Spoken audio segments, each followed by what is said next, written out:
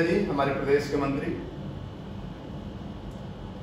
सम्मानित हमारे आदरणीय मणिकांत जैन जी, इस कार्यक्रम के आयोजक हैं आदरणीय अशोक पांडे जी, इस राज्य के प्रतिष्ठित समाजसेवी,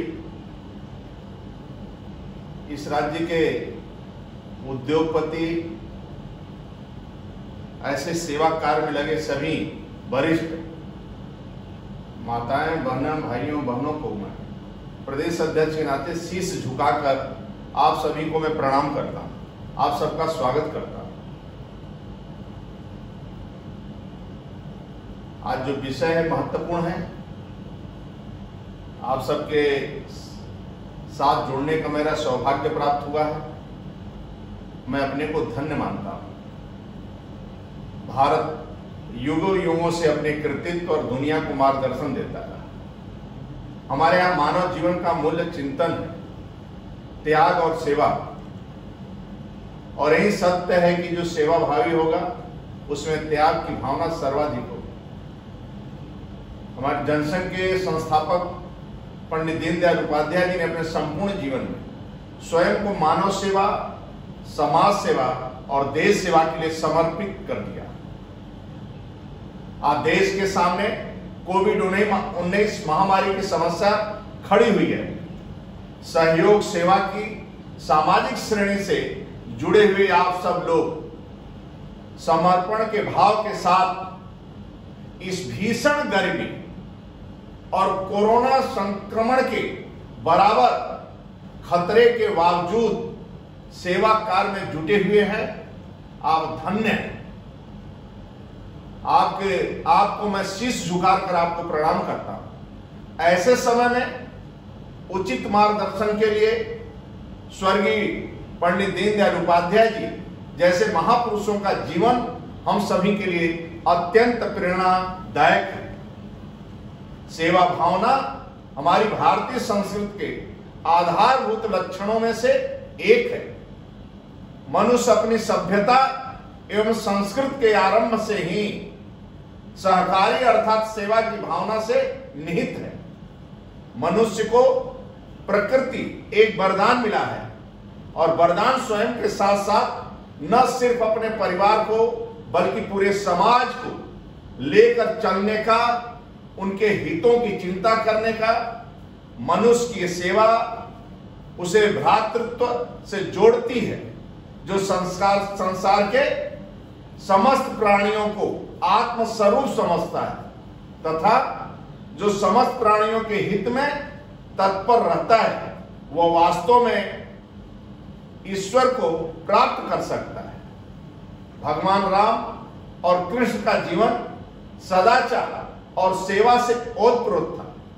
भारतवर्ष में परोपकार में ही जीवन की सार्थकता मानी गई, और यहां सेवा की भावना केवल मानव समाज तक सीमित नहीं है, बल्कि संपूर्ण प्राणियों की सेवा करना भी धर्म माना गया है। हम सभी पशु पक्षियों के लिए खाने की व जल की व्यवस्था अपने स्तर पर करते रहते हैं। अनादिकाल से मानव जाति गौ माता की सेवा कर अपने जीवन को सुखी, समृद्धि और निरोग, ऐश्वर्यवान एवं सौभाग्यशाली बनाती चली आ रही है। हम और वर्षों से ये मानते आए हैं कि सभी के कल्याण में ही स्वयं का कल्याण छुपा है। सेवा परमो धर्म तथा नर सेवा ही नारायण सेवा के मंत्र के साथ आप सभी कार्यरत हैं। गोस्वामी तुलसीदास जी ने तथा हमारे भारतीय गौरव स्वामी विवेकानंद जी दरिद्र नारायण की कल्पना कर सेवा की उत्कृष्टता को बताया है। राष्ट्र कवि मैथिली शरण गुप्त जी ने भी इसी भाव में कहा है, ये पशु प्रवृत्ति है कि आप ही चरे वही मनुष्य है कि जो मनुष्य के लिए मरे। इस कोरोना संकट की घड़ी में देश के अंदर प्रत्येक जगह इस सेवा, सहयोग, समर्थन एवं आपसी सुख दुख के भाव में लोग एक दूसरे के लिए हाथ बढ़ाते हैं, अपनी क्षमता अपनी क्षमता एवं सामर्थ्य के अनुसार प्रत्येक जरूरतमंद एवं असहाय लोगों के लिए मदद पहुंचाई गई है। आज जब मुझे आप सभी सामाजिक सेवा से जुड़े लोगों से बात करने का अवसर मिला है, तो मैं देश के प्रधान सेवक आदरणीय नरेंद्र मोदी जी से जुड़ी हुई कुछ पुरानी बातें बताना चाहूंगा जो हमें आज भी प्रेरित करती है। आदरणीय मोदी जी ने 86-87 में गुजरात में पड़े अकाल के समय भूखे लोगों के लिए घर घर से पापड़ी की इकट्ठा करना, कार्यकर्ताओं को प्रेरणा देकर काम में लगाना और मुख्य जानवरों के लिए घास चारा इकट्ठा करने के लिए संगठन को साथ लेकर दिन रात काम में व्यस्त रहते थे। कच्छ जैसा भूकंप के समय भूकंप में रहकर दुखी के बीच दिवाली मनाई गई और शाम को एक दलित महिला के घर भोजन करके अपने को तृप्त का आनंद लिया और आज कच्छ मित्रों अपने पैरों पर खड़ा है। मोदी जी ने अपना जन्मदिन दलित नारायण की सेवा में मनाते हैं। पूर्व में बिहार की बाढ़ पीड़ित परिवारों के लिए 2 किस्तों में, उस समय बहुत कम आई थी, 2 किस्तों में 20 करोड़ रुपए की सहायता सामग्री भेजकर उनके दुख में सहभागी बने। आदरणीय नरेंद्र मोदी जी का हृदय दलित, पीड़ित, वंचित और शोषित लोगों के लिए प्रति हमेशा संवेदना, करुणा और ममता से छलका ही रहता है। आज के समय में एक वायरस ने पूरी दुनिया के सामने कई बड़ी चुनौतियों को खड़ा कर दिया है। सभी देश अपने नागरिकों की जिंदगी बचाने में एवं उनको वापस पटरी पर लाने के लिए अनेकों प्रयास कर रही हैं। हमारे देश में भी माननीय नरेंद्र मोदी जी ने समयबद्ध रूप से लॉकडाउन को लागू कर देश के लाखों लोगों का जीवन बचाने का कार्य किया। उस समय विपक्ष द्वारा तमाम आलोचनाएं की जा रही थी और देश में लेकिन जब उस समय विपक्ष के तमाम लोगों द्वारा आलोचना की जा रही थी और देश में ताला लगाने की बेबुनियादी आरोप लगाए जा रहे थे, लेकिन जब इस नीति का परिणाम आया तो पूरी दुनिया ने भारत के कदमों की प्रशंसा करी और विश्व स्वास्थ्य संगठन ने भी जमकर भारत के नेतृत्व की प्रशंसा की। ऐसे समय में हमारे भारत के संकल्प को और मजबूत करने के लिए पिछले महीने 12 मई को देश के यशस्वी प्रधानमंत्री आदरणीय नरेंद्र मोदी जी ने 20 लाख करोड़ रुपए के आत्मनिर्भर भारत पैकेज एवं आत्मनिर्भर भारत के संकल्प की ऐतिहासिक घोषणा की थी। भावी भारत के संकल्पों को लेकर इस दृष्टि से 21वीं सदी को हिंदुस्तान की सदी बनाने का मार्ग प्रशस्त हुआ। इस पैकेज से विविध आयामों को नई गति मिली। इस महामारी समस्त देशवासियों को जोड़ने का एक संदेश लेकर आई है और कई नए अवसर भी, अगर हम इस संकल्प को इस महामारी की शुरुआत से जोड़कर देखें तो हमारे देश में एक भी पीपीई किट नहीं बनती थी और अब वर्तमान में उसके मुकाबले प्रतिदिन 5 लाख पीपीई किट भारत द्वारा तैयार की जा रही है। उत्तर प्रदेश में भी 50,000 अधिक से पीपी किट तैयार की जा रही है। भारत के आत्मनिर्भर में न केवल देश बल्कि पूरे संसार के सुख, सहयोग और सहयोग की चिंता होती है। इस योजना तथा अभियान का उद्देश्य 130 करोड़ देशवासियों को आत्मनिर्भर बनाना है, अपने पैरों पर खड़ा करना है, ताकि देश का हर नागरिक संकट की इस घड़ी में कदम से कदम मिलाकर चल सके और इन चुनौतियों को अवसर में बदलने में सफलता प्राप्त कर सके। मित्रों, एक समृद्ध और नए भारत के निर्माण में आत्मनिर्भर भारत निश्चित रूप से एक बड़ा योगदान देने का काम करेगा। प्रधानमंत्री जी द्वारा दिया गया इस आर्थिक पैकेज में सभी सेक्टरों की दक्षता व गुणवत्ता भी बढ़ेगी। आदरणीय मोदी जी ने भारत की जीडीपी के 10% के बराबर 20 लाख करोड़ रुपए की विशेष आर्थिक और व्यापक पैकेज की सौगात देश को देने का काम किया है। उन्होंने आत्मनिर्भर भारत अभियान के लिए स्पष्ट आह्वान किया है। इसके साथ ही उन्होंने आत्मनिर्भर भारत के 5 स्तंभों यथा अर्थव्यवस्था, अवसंरचना प्रणाली, युवा आबादी या शक्ति का मांग को भी रेखांकित किया है। इस पैकेज से जुड़े कुछ महत्वपूर्ण बिंदु में आज आप सभी के साथ साझा करना चाहूंगा। एमएसएमई सहित व्यवसायों के लिए 3 लाख करोड़ रुपए का आपातकालीन कार्यशील पूंजी सुविधा प्रदान की गई है। 2 लाख एमएसएमई के लिए 20,000 करोड़ रुपए के अप्रधान ऋण का प्रावधान किया गया है। आत्मनिर्भर भारत के अंतर्गत एमएसएमई की नई परिभाषा एक बड़ा परिवर्तन है। निवेश की सीमा बढ़ाकर एमएसएमई की परिभाषा को संशोधित किया गया है। साथ ही साथ टर्नओवर का एक अतिरिक्त मानदंड भी शामिल किया जा रहा है। विनिर्माण और सर्विस सेक्टर के बीच के अंतर को भी समाप्त किया जाएगा। यह पैकेज माननीय प्रधानमंत्री जी श्री नरेंद्र मोदी जी के सेवा भाव को दर्शाता है। प्रवासियों, किसानों, छोटे कारोबारियों, रेहड़ी पटरी वाले सहित गरीबों की सहायता के लिए कई उपायों की घोषणा की गई है। एक राष्ट्र एक राशन कार्ड के अंतर्गत प्रौद्योगिकी प्रणाली का उपयोग कर यह सुनिश्चित किया जाएगा कि प्रवासी श्रमिक मार्च 2021 तक देश भर में उचित मूल्य की किसी भी दुकान से राशन प्राप्त कर सकते हैं। यानी देश में वो कहीं भी राशन प्राप्त कर सकते हैं। प्रवासी श्रमिकों और शहरी गरीबों की सुविधा हेतु किफायती किराया आवास परिसरों के लिए योजना शुरू की जाएगी। साथियों, हमारे श्रमिक भाइयों और बहनों को कठिनाइयों का सामना करना पड़ा था। यह समय उनके लिए संघर्ष का समय रहा है, लेकिन उनके हितों के लिए, उनके हितों की रक्षा को समर्पित मोदी सरकार ने 8 करोड़ प्रवासी मजदूरों के लिए 3 महीने मुफ्त राशन हेतु 35,000 करोड़ रुपए देने का काम किया। मित्रों, रेहड़ी पटरी वालों के लिए 10,000 करोड़ रुपए की ऋण सुविधा प्रदान की जाएगी।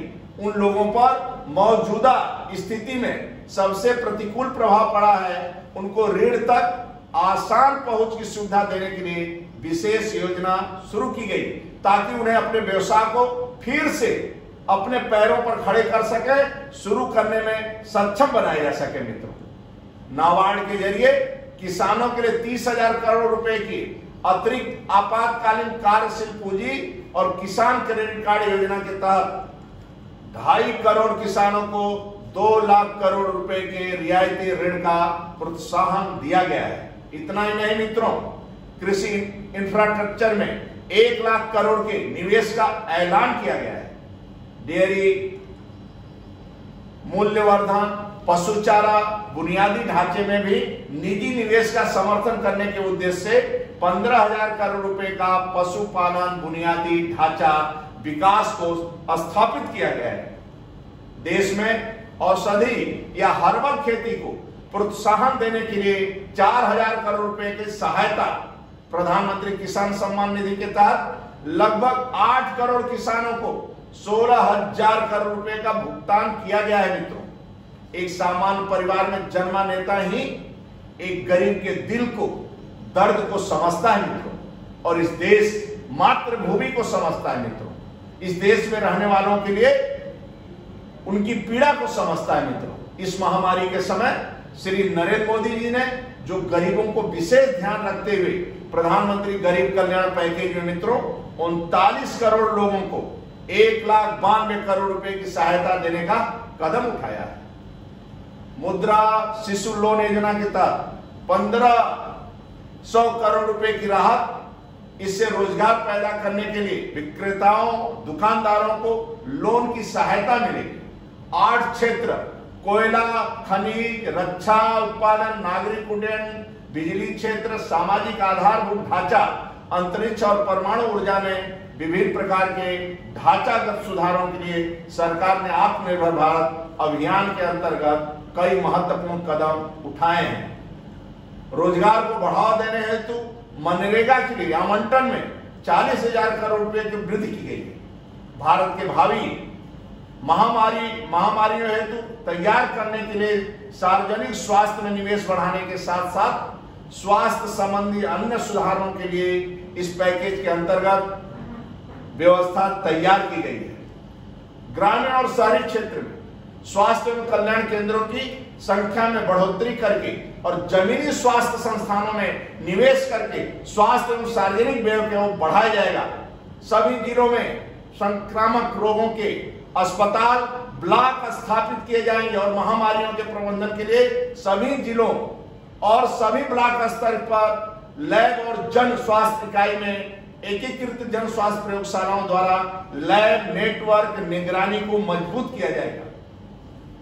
मित्रों, इन प्रकार की नीतियों से हम कोरोना वायरस जैसी महामारी से लड़ने के लिए हर प्रकार से तैयार रहेंगे।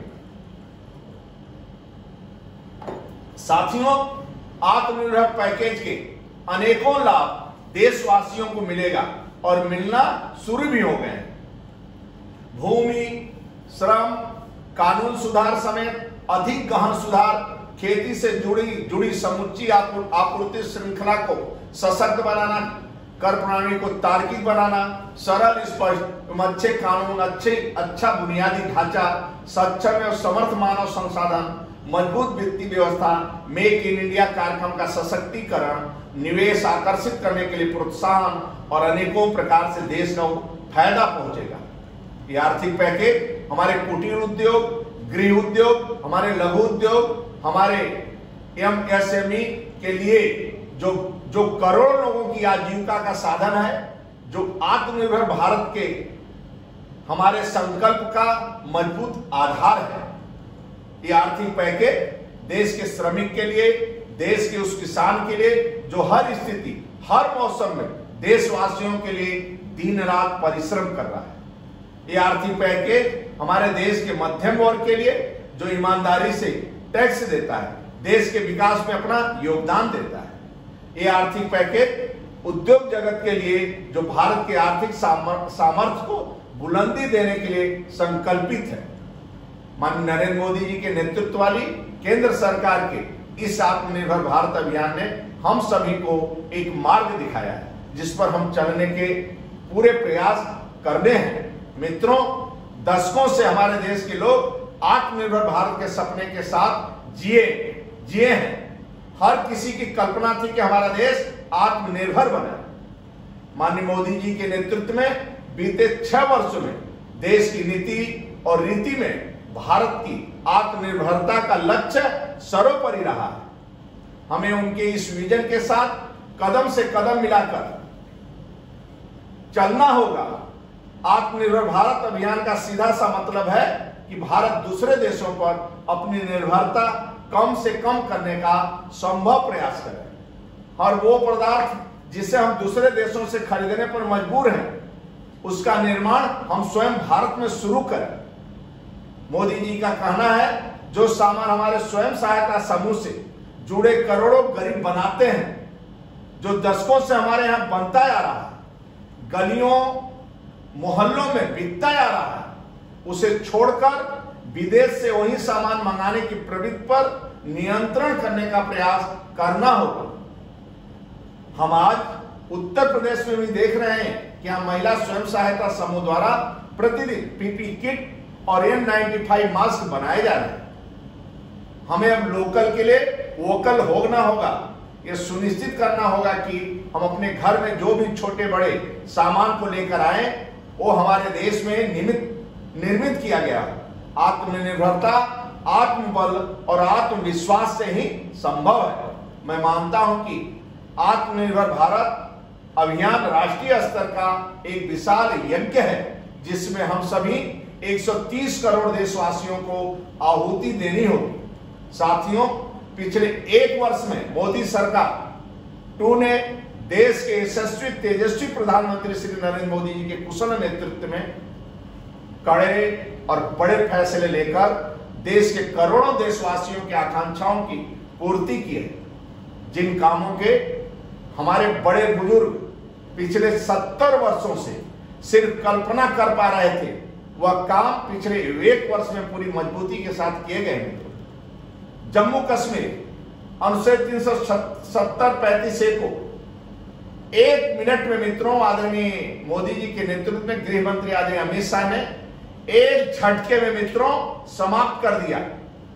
देश की अखंडता और एकता और मजबूती प्रदान कर दिया मित्रों।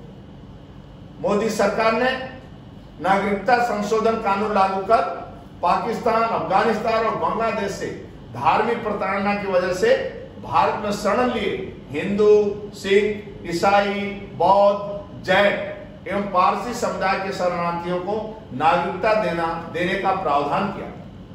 मित्रों, हजारों वर्षों से जो देशवासियों की इच्छा थी, जन जन की इच्छा थी, गांव गरीब किसान की इच्छा थी, एक एक व्यक्ति की इच्छा थी मित्रों, वह सर्वोच्च न्यायालय ने के 5 जजों की बेंच की सर्वसम्मति से आए फैसले के बाद श्री राम मंदिर निर्माण का मार्ग प्रशस्त हुआ मित्रों। और माननीय मोदी सरकार की प्रतिबद्धता व प्रयासों के बदौलत निर्माण कार्य शुरू हुआ मित्रों।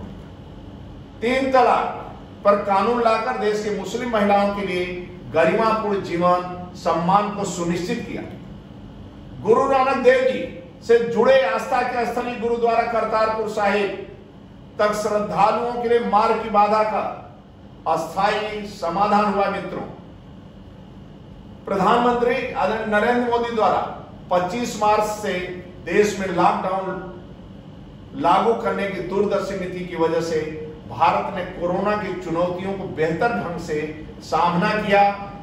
हमारी इस लड़ाई और तैयारियों को पूरे विश्व द्वारा सराहा जा रहा है। फरवरी तक शून्य की स्थिति होने के बाद वर्तमान में प्रतिदिन 4 लाख से अधिक पीपीई किट N95 मास्क का उत्पादन भारत में हो रहा है। लॉकडाउन घोषणा के बाद मोदी सरकार ने 80 करोड़ गरीबों को अगले 3 महीने तक प्रतिमाह 5 किलो गेहूं, चावल में 1 किलो दाल मुफ्त देने का कार्य किया। वहीं 8 करोड़ प्रवासियों को, मजदूरों को 2 महीने तक प्रतिमाह 5 किलो अनाज, 1 किलो दाल मुफ्त देने की व्यवस्था सरकार द्वारा की गई। मोदी सरकार ने कोरोना योद्धाओं, स्वास्थ्य कर्मियों के लिए 50 लाख रुपए के बीमा कवर देने के साथ ही अध्यादेश लाकर कोरोना वॉरियर्स पर हमले को गैर जमानती अपराध घोषित किया। 25 दिनों में 3,840 विशेष श्रमिक ट्रेनों द्वारा 52 लाख से अधिक प्रवासी मजदूरों को उनके गृह राज्य भेजा गया। बस 20 करोड़ से अधिक महिला जनधन खाता धारकों के खाते में 500 रुपए की सहायता राशि 3 महीने तक दी गई। उज्ज्वला योजना के तहत 3 महीने तक निःशुल्क सिलेंडर देने की व्यवस्था सरकार ने किया मित्रों। लगभग 2 करोड़ 82 लाख वरिष्ठ नागरिकों, विधवाओं, दिव्यांगजनों को 1400 करोड़ रुपए की वित्तीय सहायता देने का काम मोदी सरकार द्वारा किया गया मित्रों। हम सबका उत्तर प्रदेश भी इस महामारी से लड़ाई लड़ रहा है। उत्तर प्रदेश के यशस्वी मुख्यमंत्री श्री योगी आदित्यनाथ के नेतृत्व में प्रदेश ने जिस प्रकार से चुनौतियों को अवसर में बदलने का कार्य किया मित्रों, वह अन्य राज्यों के लिए एक मॉडल साबित हुआ। उत्तर प्रदेश में लगभग 14 लाख प्रवासी कामगारों को स्किल मैपिंग का कार्य पूरा किया गया है। मनरेगा के अंतर्गत 23 लाख से अधिक लोगों को प्रतिदिन रोजगार प्राप्त हो रहा है। 1500 श्रमिक स्पेशल ट्रेनों से 25 लाख श्रमिक उत्तर प्रदेश में आए। प्रदेश में सभी 75 जिलों अस्पतालों में उपचार चल रहा है। अब 1 लाख अधिक बेड केवल कोविड के लिए आरक्षित है मित्रों। प्रदेश में प्रतिदिन 15,000 से अधिक जांच हो रही है। इस विषम परिस्थिति में भाजपा उत्तर प्रदेश ने भी सरकार के साथ कदम से कदम मिलाकर अपना योगदान दिया मित्रों। पीएम केयर फंड में लाखों कार्यकर्ताओं ने अपनी क्षमतानुसार योगदान दिया। साथ में मास्क, सैनिटाइजर, भोजन, सूखा राशन, अन्य प्रकार से सेवा का कार्य किया मित्रों। अपने साधारण से साधारण भारतीय जनता पार्टी के कार्यकर्ताओं ने, जो गरीब परिवार के भी कार्यकर्ता थे, वह भी अपने घर से खीरा, ककड़ी, सतुआ, चना, लैया जो भी उपलब्ध रहा मित्रों, वह गरीबों के लिए, सड़कों पर प्रवासी जो भी निकले, सभी के लिए समर्पित थे। हमारे सभी उत्तर प्रदेश के कार्यकर्ता, आपके माध्यम से विदेश कार्यकर्ताओं को भी मैं नमन करता हूँ। मोदी सरकार ने लोगों में एक नई आशा और विश्वास का संचार किया है, देश की साख बढ़ाई है और सामाजिक तथा आर्थिक बदलाव के लिए प्रभावी प्रयास किए। परिणाम स्वरूप हमारी सरकार ने देशवासियों का अपार स्नेह और विश्वास जीता है।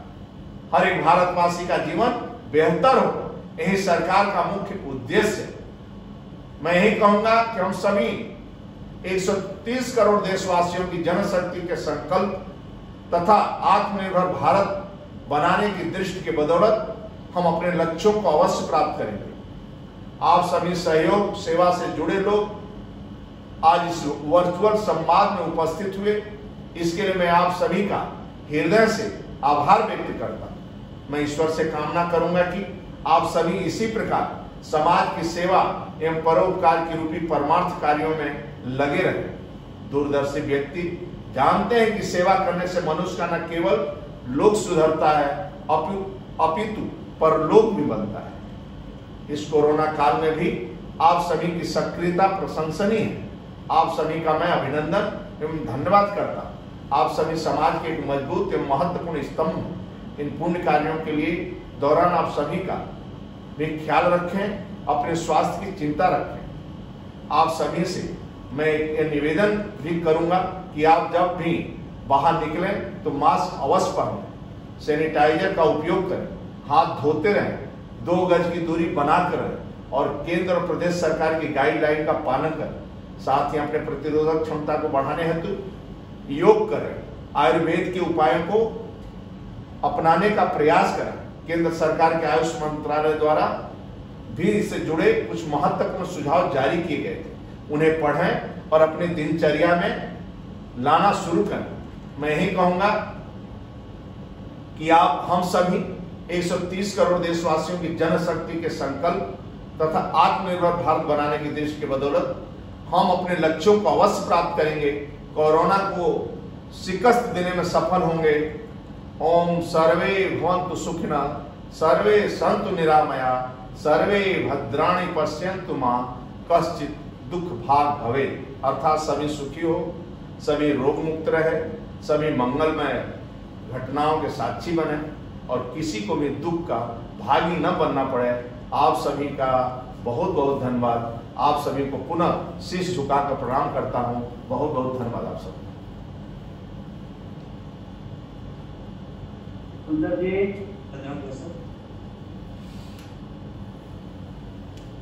सुंदर जी भाई, अभी बहुत अध्यात्म बोध सभी को प्राप्त हुआ। हमारे पास 10 मिनट प्रश्नोत्तरी का समय है। अगर किसी के मन में कोई प्रश्न हो, कोई सुझाव देना चाहे तो हम प्रश्न दे सकते हैं। संजय राय जी, वैसे तो आपके डिस्प्ले में भी अगर कुछ नाम हो तो आप पढ़ सकते हैं। मैं यहाँ सुनता हूँ। जो पूछना चाहते हो हाथ उठा दें। जिनको पूछना हाथ उठा रहे थे, हाथ उठाए उनको आपको दीजिए।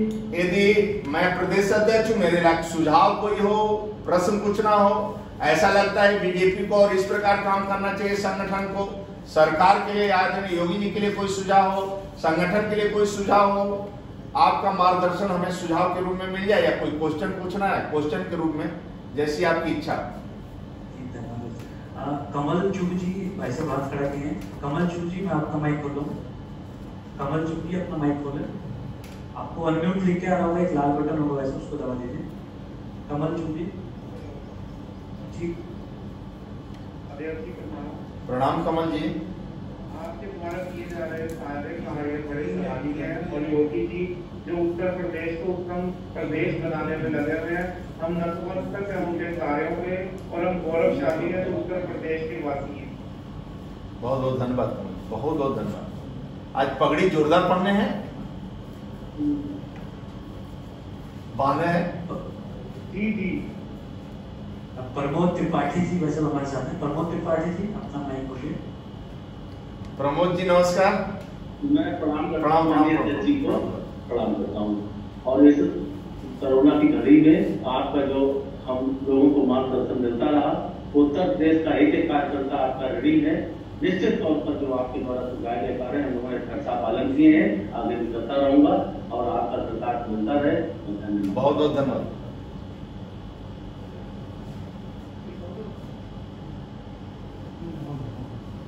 मुमुक्षु कृष्ण जी हैं, मुमुक्षु कृष्ण जी अपना माइक खोलिए।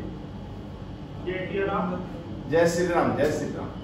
जय श्री राम। ओम नमो नारायण। ओम नमो नारायण।